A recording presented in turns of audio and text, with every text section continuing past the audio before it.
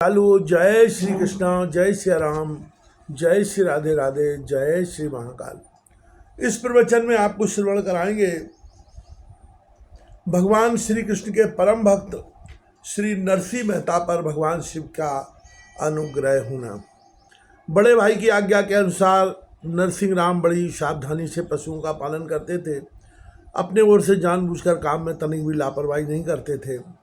जब इससे फुर्सत मिलती तब भजन पूजन करते थे, कथा कीर्तन में जाते थे अथवा साधु संग में किया करते थे। परंतु भौजाई उनसे कभी संतुष्ट नहीं रहती थी।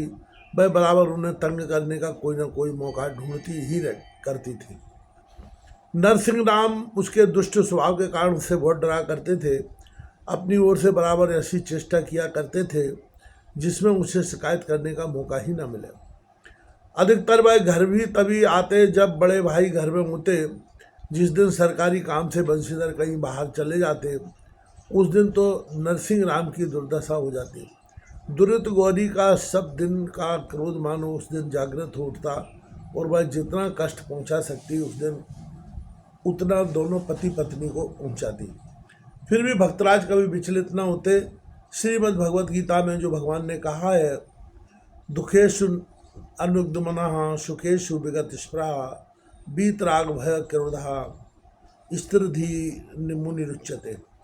जिसका मन दुख प्राप्त होने पर उद्योग रहित रहता है, सुखों की प्राप्ति की स्पृहा जिसकी दूर हो गई है तथा जिसके राग भय और क्रोध नष्ट हो गए हैं, ऐसा मुनि स्थिर बुद्धि कहा जाता है।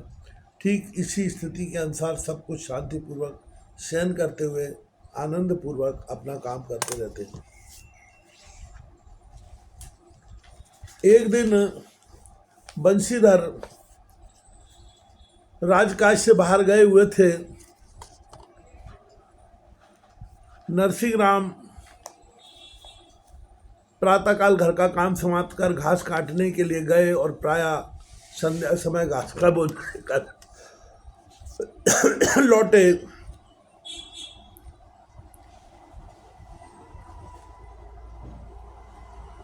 घोड़ों के सामने घास डालकर उन्होंने स्नान किया। दिन भर जंगल में घूम घूम कर घास काटते रहने से वह क्षुधा से पीड़ित हो रहे थे, अतः उन्होंने भौजाई से भोजन मांगा। इस पर दुरित गौरी कड़क कर कहने लगी, अरे देखो तो बड़ा भगत आया है। रोज सुबह घास काटने का बहाना करके घर से निकल जाता है और दिन भर भिखमंगों के साथ भटकता रहता है। घरवार की कुछ भी परवाह नहीं करता और फिर कहता है कि भूख लगी है। आज तो मैं सत्संग में बिल्कुल नहीं गया, प्रातःकाल से ही घर घास लाने चला गया था। आजकल घास के लिए बहुत दूर जंगल में जाना पड़ता है, इसलिए बहुत देर लगती है। इस प्रकार नरसिंह राव ने अपनी निर्दोषता साबित करने की चेष्टा की। इस बीच दुरित गौरी कुछ बासी रोटियां नरसिंह राम के सामने लाकर पटक दी। घर में कई प्रकार की ताज़ी चीज़ें तैयार थी, परंतु वे नरसिंह मेहता के योग्य नहीं समझी गई। जेठानी के इस व्यवहार को देखकर पति परायणा माणिक बाई को असह्य कष्ट हुआ। एक सती भला अपने जीवन सर्वस्व पति देवता को की दुर्दशा कैसे सहन कर सकती है, भले ही औरों की दृष्टि में वह सब प्रकार के से अयोग्य ही क्यों न हो। माणिक बाई का हृदय विदीर्ण हो गया और वह कसक उसके नेत्र द्वार से आंसू के रूप में झरने लगी। उस समय वह और कर ही क्या सकती थी। द्रव्योपार्जन में आसक्त और पराधीन पति की नारी का घर में अधिकार ही कितना होता है। नरसिंह राम ने पेट की ज्वाला शांत करने के लिए ज्यों ज्यों करके कुछ रोटी के टुकड़े गले के नीचे उतारे और पानी पीकर वह उठ गए। बस दुरित गौरी के क्रोधानल में मानो घी की आहुति पड़ गई। भाई चिल्ला चिल्लाकर कहने लगी, देखो भजन में साधु और भोजन में भीम, ऐसा दिमाग मेरे घर में नहीं चलेगा। इतनी तकलीफ तो मैं तेरे भाई के लिए भी नहीं उठाती। भाई तो बेचारा जो हाजिर से हुजूर कर लेता है और इसका तो मिजाज ही दूसरा रहता है, भाग बजूर का और मन राजा का। मैं कही देती हूँ, कल से जहाँ अच्छा भोजन मिले वहाँ जाकर खा लेना। आज से मेरे घर में तेरा कोई काम नहीं। मैं तेरी इस कुम्हारिया की गुलामी नहीं हूँ। अकारण भौजाई को इस प्रकार आग बबूला होते देख नरसिंह राम कुछ बोल न सके। चुपचाप उसकी बातें सुन रहे थे, परंतु उनके मौन से दुरित गौरी का रोष बढ़ता ही गया। उसने रणचंडी का स्वरूप धारण कर लिया और गरज गरज कर वह अनाप शनाप बकने लगी।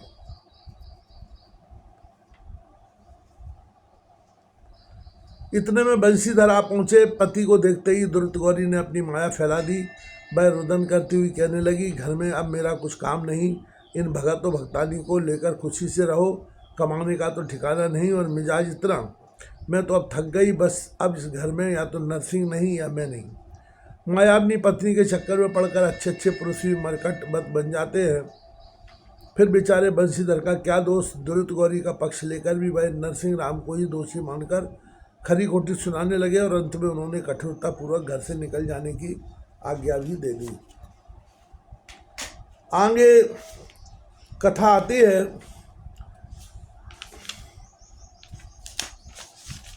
अब नरसिंह राम को क्या सहारा था, वह पत्नी को वहीं छोड़कर उदास मन से निकल पड़े और मोहल्ले के चबूतरे पर चले आए। बैसाख शुक्ल पूर्णिमा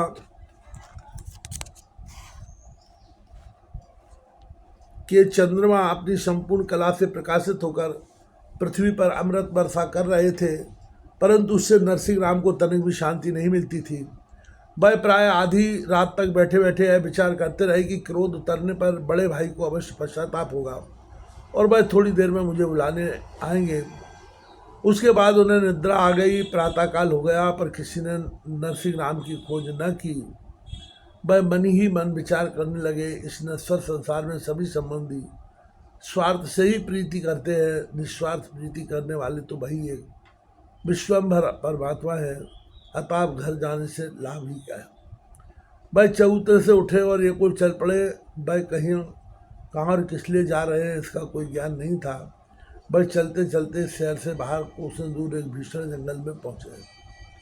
भूख प्यास और रास्ता चलने के कारण वह बहुत थक गए थे, अतः विश्राम करने के लिए एक बटवृक्ष की छांव में बैठ गए। अब प्रायः सायंकाल हो रहा था। वह विचार करने लगे कि अब कहाँ जाना चाहिए, इस संसार में दूसरा अपना है ही कौन।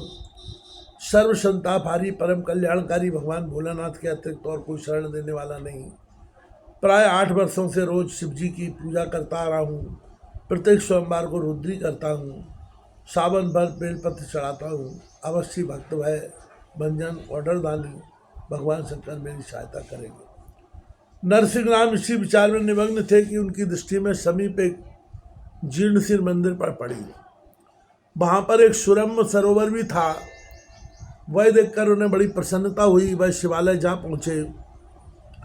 उन्होंने कपड़े उतारे, सरोवर में स्नान किया और बेलपत्र फूल आदि से शंकर जी की पूजा की। फिर शिवलिंग के सामने सिर टेक कर फूट फूट कर रोने लगे। दीनानाथ, क्या मेरी दशा पर आपको दया नहीं आती? भाई भौजाई ने मुझे घर से निकाल दिया है, अब मेरा और कौन सहारा है। जन्म से ही आप पर मेरा भरोसा रहा है, आपके ही नाम का बल रहा है। आप यदि शरण में नहीं रखेंगे तो दूसरा कौन रखेगा। अब मैं आपके द्वार पर पड़ गया, आप प्रसन्न हुई है, अन्यथा मैं अन्न जल के बिना यहीं प्राण त्याग दूंगा और इस ब्रह्म हत्या का दोष आप पर लगेगा। नरसिंह राम की दृष्टि में शिवलिंग पत्थर नहीं था, बल्कि साक्षात कैलाशपति थे। अतः वह निरंतर विश्वासपूर्वक प्रार्थना करने लगे और रुदन करने लगे। जंगल की भयावनी रात थी। नाना प्रकार के हिंसक जंतु चारों ओर बोल रहे थे। कितने ही उस मंदिर में सोने के लिए आते थे और मनुष्य को देखकर डर से वहाँ से चले जाते थे, परंतु नरसिंह राम को इस सब बात में कोई सुध न थी।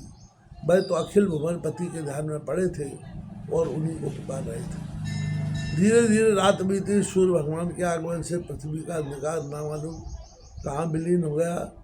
फिर भी विप्र नरसिंह मेहता उसी स्थिति में जमीन पर सिर टेके रुदन और विनती कर रहे थे। फिर एक दिन बीता और रात आई और इस तरह दिन के रात और उसके बाद दिन आता और चला जाता, परंतु वह उसी स्थिति में पड़े रहे जिस वह अपनी श्रद्धा और संकल्प से लेश मात्र भी विचलित नहीं हुए। आगे कथा आती है, वो आपको श्रवण कराते हैं। इस प्रकार प्राय 7 दिन की उग्र तपस्या से कैलाशपति का आसन डोल गया और 7वें दिन आधी रात के बाद भगवान भोलानाथ भक्त के सामने प्रकट हुए। उन्हें देखते ही भक्तराज अपने परम पावन चरण कमलों पर यह कहते हुए लौट गए कि मेरे भोलानाथ आओ, मेरे शंभु आओ। भगवान शंकर ने कहा, बेटा मैं तुम्हारी 7 दिन की घोर तपश्चर्या से अत्यंत प्रसन्न हूँ, तुम मुझसे इच्छित वर मांग लो। भक्तराज ने नम्रता पूर्वक प्रार्थना की, भगवान मुझे किसी वरदान की इच्छा नहीं है, फिर भी आपकी आज्ञा वर मांगने की है, अतएव जो वस्तु आपको अत्यंत प्रिय हो वही वस्तु आप वरदान में देने की कृपा करें। बस तुमने तो वरदान बड़ा सुंदर मांगा, जगत भर में भगवान कृष्ण से अधिक प्रिय वस्तु मेरी दृष्टि में दूसरी कोई नहीं है। यदि तुम चाहो तो मैं तुम्हें भगवान श्री कृष्ण के दर्शन करा दूँ। भगवान सदाशिव ने उत्तर दिया, भगवान यही तो इस असार संसार में सारूप और दुर्लभ वस्तु है।